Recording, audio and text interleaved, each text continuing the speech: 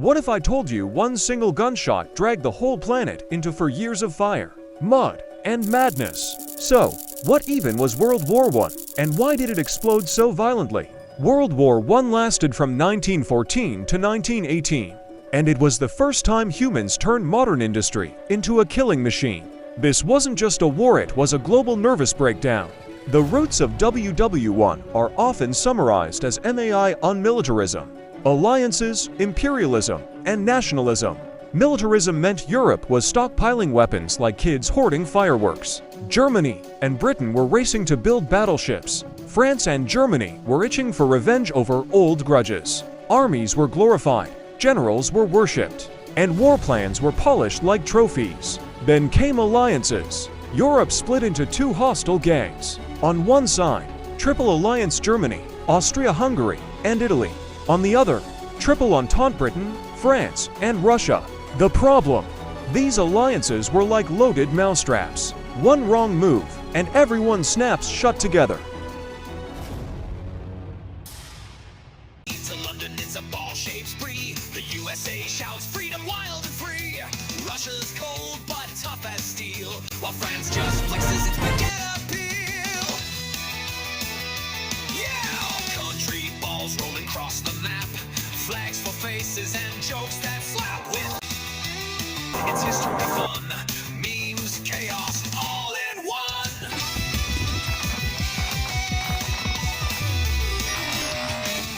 India brings spice and tech to the game. UK sips tea while throwing some blame. Switzerland's chill with a neutral grin. Mexico dances with a taco spin.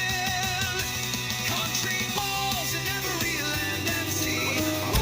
Time in heavy sleep with cool. It's me non-stop. Hit subscribe cause we're ready to pop.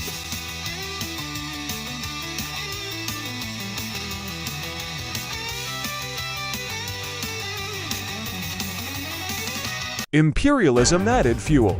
Big empires wanted more land, more resources, more pride. Africa, Asia, and the Middle East were carved up like pizza, but jealousy simmered underneath. Nationalism made it where ethnic groups wanted their own countries, especially in the Balkans, a region so unstable it was literally called the powder keg of Europe. And then the spark. On June 28, 1914, in Sarajevo, Archduke Franz Ferdinand of Austria-Hungary was assassinated by Gavrilo Princip, a Serbian nationalist. One bullet, that's it. But then comes the domino effect. Austria-Hungary blamed Serbia and declared war. Russia backed Serbia. Germany backed Austria-Hungary. Germany declared war on Russia and France. Germany invaded Belgium. Britain jumped in to defend Belgium. Boom, Europe was on fire within days. Everyone thought the war would be short. Home by Christmas, they said. That optimism died fast. The Western Front, stretching from the North Sea to Switzerland, turned into a nightmare of trench warfare. Soldiers dug deep trenches to survive machine gun fire. Life there was pure hell, mud up to your knees, rats the size of cats, lice everywhere, constant shelling, and the smell of death that never left.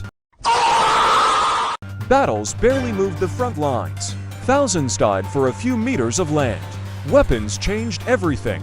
Machine guns mowed down charging soldiers. Artillery caused most deaths. Poison gas, chlorine, mustard gas burned lungs and blinded men. Tanks appeared later, slow and clumsy but terrifying. Airplanes started as scouts and turned into fighters. War was no longer romantic, it was mechanical slaughter. Meanwhile, the Eastern Front was more fluid.